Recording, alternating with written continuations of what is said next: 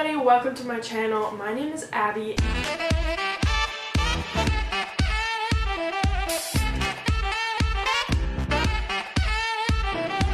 Before I get started with this video, I wanted to first say a thank you because the last oboe video that I posted has gotten over 1,000 views, which is absolutely insane. And I also wanted to say thank you for reaching 150 subscribers! It's been over a year since I posted that last video about my oboe, and since it's gotten such good feedback, I guess, I thought I would make another one for you guys. I want to start making more oboe related videos this year, so I thought let's kick off 2019, or February 2019, with another oboe video. So, if you already read the title, you know that today I'm going to be telling you guys 5 things you should know about playing the oboe. This video is geared more towards people who are like just beginning, or maybe you're considering, I want to play this instrument. There's things that I wish I would have known when I started playing that I had no clue about that definitely would have made the learning process a lot easier. Don't get me wrong, choosing to play the oboe was one of the best decisions I've ever made in my life, so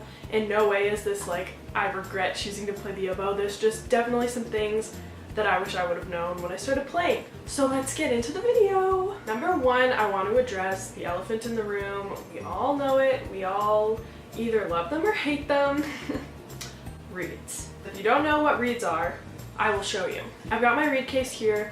The oboe is a double reed instrument, which means your reeds are going to be more expensive than probably everybody else except the bassoon. When I started playing the oboe, it was told to like our entire band that if you play a reed instrument, you can go to the office, buy your reeds, 10 reeds in a box for $20. And I'm like, yeah, $2 a reed, no problem, I can do that. So little 6th grade me like walks to the office with my $20 bill, and I'm like, can I please get a box of oboe reeds? And they're like, sorry, we don't have a box of oboe reeds. You have like one oboe reed here, and it's gonna cost you $20 for one reed. Yay. And that is the day that I learned that playing the oboe was going to be so much more expensive than I thought it would be. Don't let that make you not choose the instrument just because reeds are expensive, because yes, they are expensive, but it's worth it, I guess. So yeah, just know that reeds are expensive, and they're also probably going to be the #1 cause of troubles when you are playing. Once you have the reed figured out, the instrument itself is not that complicated. I can make a whole video on reeds if you want, because there's so much to know. Number 2, going along with reeds, this is part of like reed care, I guess, and it's also going to help improve your playing. This was something that was told to me when I started to play the oboe, and I did not listen for probably like 5 or 6 years.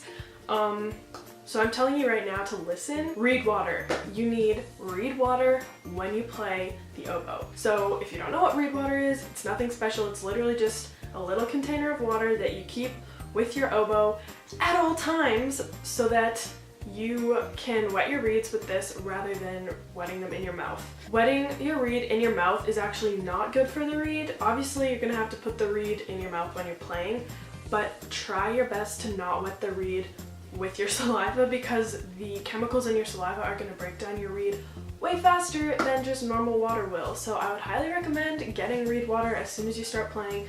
Just carry a little container with you to band class, to whatever, just so that you have that. It's going to make your reeds last longer, and it's also really good for concerts. If you're playing in a place that's super hot, super dry, your reed's going to dry out quickly, so make sure that you have that reed water to keep your reeds moist and playable.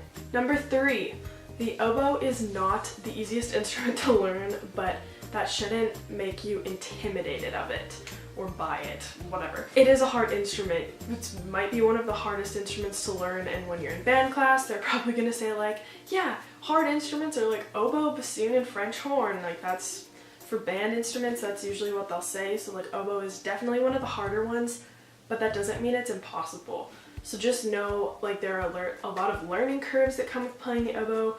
I remember when I started to play, hand position was the weirdest thing for me. I'm like, my hands are too small, I can't reach all the keys. Oh, it's a huge learning curve, learning an instrument, let alone the oboe. Don't get discouraged if it's difficult at the start, because nobody starts out playing the oboe and it sounds beautiful and whatever. Be prepared for a lot of people saying you sound like a duck. It happens a lot, so look forward to that. It's not impossible to learn. It's definitely within reach if you're dedicated to it. If you're gonna put in the time, put in the work, you can play the oboe too, and it's a great instrument to learn. Number 4, and I cannot stress this one enough, if you are in the market to buy an oboe, do your research. Do your research. You need to understand there's so many different things to consider when you're buying an oboe. Not only are there different brands, there are different levels of oboe, so you can get a student model, an intermediate model, a professional model, or there's also the material that the oboe is made out of to consider. Most student models are going to be plastic. When you upgrade to either an intermediate or a professional level, you're probably going to find that they're mostly wooden or wood composite. I have a buffet green line oboe, and one of the main reasons why I chose this oboe is because it is wood composite, which basically means they take wood, make it into really, really fine pieces, mix it with the resin, put it in a mold, and yes. That means that it is resistant to cracking. At least there's a warranty on mine that's like no crack guarantee or whatever. That is one of the most important things for me. I live in Canada. It gets really cold, but it can also be like super warm. Temperature changes like crazy where I live. Traveling with it, if you're going to be going on band trips or anything like that, you do not want your instrument cracking. And if you get a wooden oboe, the chances of it cracking are very, very high. So if you are leaning towards a wooden oboe, I would recommend getting a lined one, which I don't know a ton about it because I don't have to deal with it because of mine, but they put like a material inside the oboe, and they line it so that it's more resistant to cracking, but it can still crack. Plastic oboes will not crack unless, I don't know, if you like smack them on the ground. I don't know, please don't do that.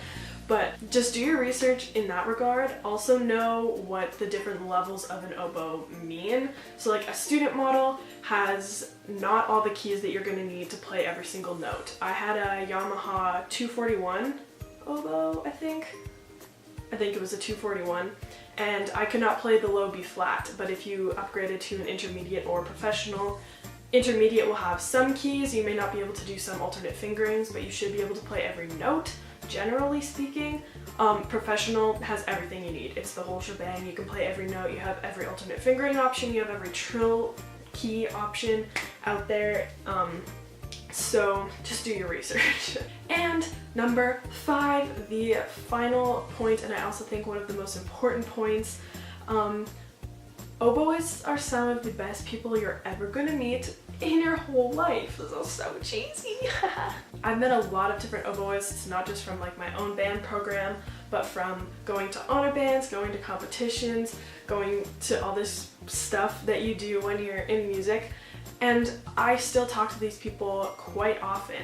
I even talk to oboists that I know of through other oboists that I've never met before. Just know when you choose to play the oboe, you're not just choosing an instrument, but you're choosing a group of people that are going to be really great friends. Even though playing the oboe can be hard sometimes and discouraging, just know you're part of a huge community that understands all your struggles, and it's a pretty great community to be a part of as well. Thank you so much for watching this video and for all the support on my last oboe video. That's definitely motivating me to put out more content like that because I do want to help out other oboists. I know I'm definitely not the best oboe player out there, but if I can take some of the things I've learned and share it with other people so that they can not learn the hard way, then I want to do that. Comment down below if you play the oboe, what are some things you wish you would have known when you started learning. Hopefully I'm not the only one that didn't know that reeds were $20.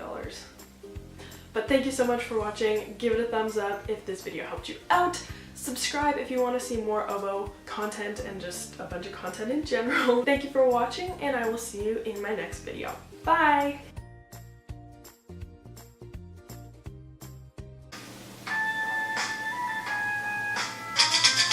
Sorry, Charlie. It's the secretary on the intercom. Pull your body up. Dig in your heels. Sugar, butter, colored pieces. There's someone in this dress. Headlines, breadlines blow my mind, and now this deadline, eviction or pay. Rent!